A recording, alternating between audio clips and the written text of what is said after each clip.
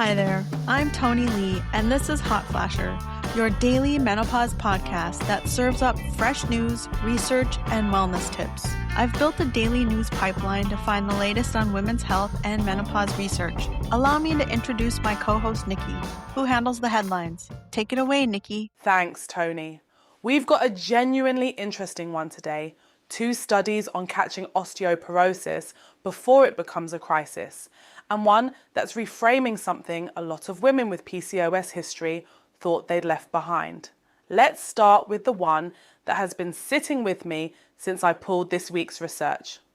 A study published August 14th, literally today, out of a research group led by Huang YC, looked at whether AI could extract meaningful bone mineral density information from routine chest x-rays.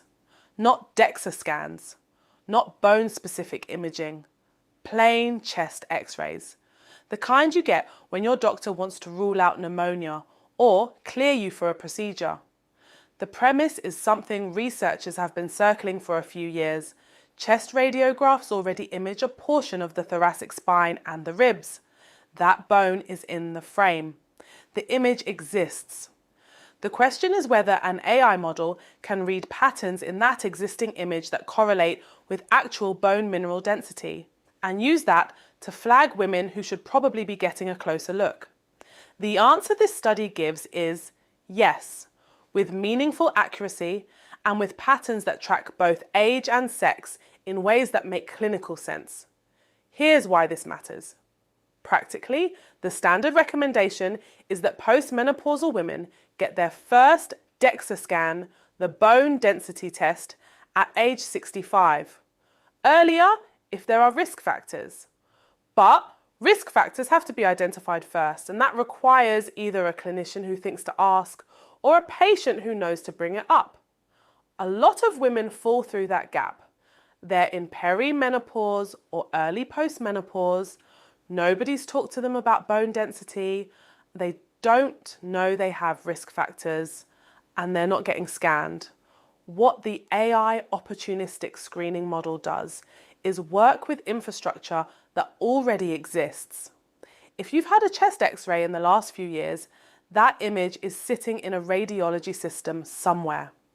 An AI layer could run over it, flag bone density patterns that warrant follow-up, and generate a referral without ordering a single additional test or requiring a patient to know the right question to ask. That's the version of this that I think is genuinely useful if the accuracy holds up at scale. And that's also where I want to be careful about overselling it. This is one study. It's a validation study, which is the right kind to build a tool like this. You need to show the model works on populations it wasn't trained on. But we're still early. The question of how it performs across different body compositions, different imaging equipment, different health systems, that work is still ahead. This is promising, not proven at scale. The kind of evidence that would move something like this into clinical practice is the kind a clinician would look at. On a tool like open evidence, full methodology, external validation data, real-world deployment outcomes. We're at the compelling early signal stage, not the deploy it everywhere stage, but I'd rather know about it now than in 5 years when it finally makes the news cycle. The second bone density study is different in kind. Also published this week, led by Huang LY, it's about a nomogram, which is basically a clinical scoring chart designed to help diagnose postmenopausal osteoporosis. You plug in a set of clinical variables, age, BMI, whether someone has had fractures, certain lab values, maybe hormonal markers depending on the model, and you get a probability score that helps a clinician decide whether this patient warrants a DEXA scan. Nomograms aren't new. They're used in oncology a lot, in cardiovascular risk, in all sorts of places where you want to give a clinician a structured way to weigh multiple variables at once instead of relying on intuition. Applying one to postmenopausal osteoporosis diagnosis makes sense. Osteoporosis risk is genuinely multifactorial, and a scoring model can surface patterns that a busy clinician might miss in a 5-minute appointment. My honest read on this one: it's a useful tool for clinical settings where the AI chest X-ray infrastructure doesn't exist yet, which is most clinical settings right now. A nomogram is low tech. It can be printed.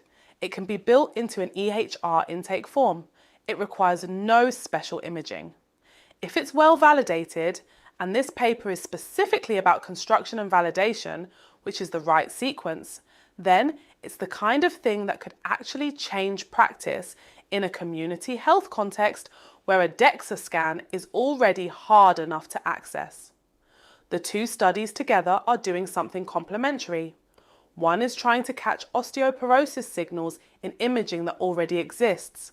The other is trying to identify who needs imaging before they get it. Both are responses to the same underlying problem, which is that we currently catch too many fractures only after the fact. A woman breaks a wrist or a vertebra, and that's when we find out her bones have been losing density for a decade. That's a failure of a system that has the tools to do better. Now, and this is a pivot in topic, but it's related in a structural way, there's a third study from this week that I think deserves attention, and it's one that I suspect a lot of women with PCOS history are going to find clarifying in a not entirely comfortable way. Published August 8th, led by Hirschberg AL, the paper looks at cardiometabolic risk in postmenopausal women with what the researchers are calling PMOS, polyendocrine metabolic ovarian syndrome. The name is new. The underlying concept is that PCOS, polycystic ovary syndrome, doesn't just stop mattering when you hit menopause. The hormonal and metabolic disruptions that characterize it during reproductive years leave a lasting fingerprint. And that fingerprint shapes cardiovascular and metabolic risk in the postmenopausal years in ways that medicine hasn't fully accounted for. This is actually a meaningful reframing. PCOS is typically discussed as a reproductive age condition. Irregular cycles, elevated androgens, insulin resistance, fertility concerns. Once menopause arrives, the conversation often just ends. But insulin resistance doesn't disappear at menopause. Elevated androgen patterns don't simply normalize. The metabolic dysregulation that was running in the background for decades is still there. And now it's interacting with the additional metabolic stress of estrogen decline. The PMOS framing is an attempt to name that persistence and give clinicians a way to think about these women as a distinct risk group, not just postmenopausal women as a category, but postmenopausal women whose history of PCOS warrants ongoing cardiovascular surveillance that the standard post-menopause protocol might not be triggering. I find this one worth sitting with, especially if you have PCOS history. Not to add to the anxiety pile, the goal here is the opposite. It's that tell your doctor conversation that actually has teeth. If you've had PCOS and you're now postmenopausal or heading there, this is a specific and legitimate reason to ask your cardiologist or internist about your cardiometabolic risk profile. Not just in generic postmenopause terms, but with PCOS on the table as a factor that may be shaping your numbers. The PMOS terminology is new and probably won't be in your doctor's vocabulary yet. This paper is recent, but the underlying request is translatable. I had PCOS, I'm postmenopausal, I want to make sure we're watching the right things. That's a reasonable ask. The research is starting to back it up. Thanks so much for spending the week with us. If Hot Flasher has been useful to you, hit subscribe wherever you're listening. It genuinely helps the show reach more women who need it. Have a good weekend, and I'll see you Monday. That's our week. Thanks for listening to Hot Flasher. We'll be back on Monday.